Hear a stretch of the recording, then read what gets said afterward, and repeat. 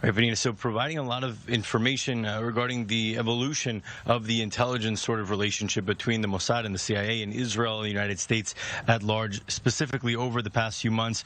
You already acknowledged the sort of dip in the relations since Joe Biden took office under the leadership of former Israeli Prime Minister Benjamin Netanyahu, and it appears as though now there's a lot of efforts being made on both sides to rehash any damage that may have been done or any sort of distance that was really achieved over that time. And what we're really starting to understand from this report, which really sources both Israeli and American officials, almost all of them are unnamed throughout this report, but both confirming the importance of the Israeli intelligence sort of conglomerate when it comes to the U.S. understanding Iran's nuclear program, acknowledging that Israel has advantages, especially when it comes to the sort of ground spy network that Israel has achieved and been able to actually establish in the region. Of course, geographically, Israel being closer to Iran makes that somewhat easier, but also the evidence of past Mossad operations, the Israeli spy agency retrieving the nuclear archives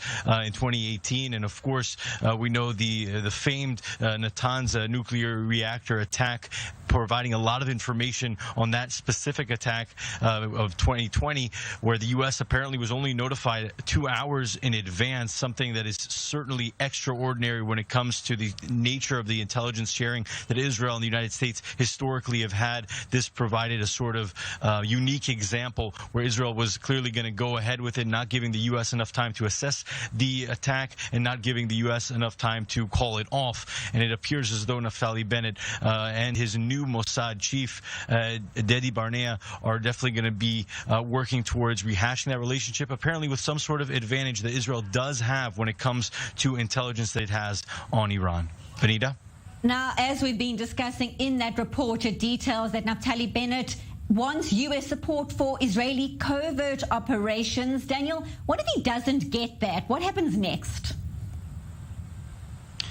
I mean, so if we look at the context of what's really happening right now, it does appear as though the U.S. may be moving closer towards entertaining different options, given the fact that there hasn't been much progress at all when it comes to those indirect talks between the U.S. and Iran towards a diplomatic solution, that the 2015 JCPOA is appearing to be farther and further to re-reach, if you will. And so in that sense, Naftali Bennett may have some more leverage when it comes to entertaining these options. But it's also been said, and we've heard it from many of the experts that we've been speaking to since Bennett has touched down in Washington, that it's also important for the newly instated Israeli Prime Minister to achieve a better relationship with the United States. And so to be more diplomatic in his approach. Also, when it comes to options that Israel may be entertaining, maybe it means being more transparent, and maybe it means offering more intelligence on certain issues that Israel finds important and that the U.S. may be able to better appreciate if it has all the information at hand. So there's several different ways and strategies that the Israelis could employ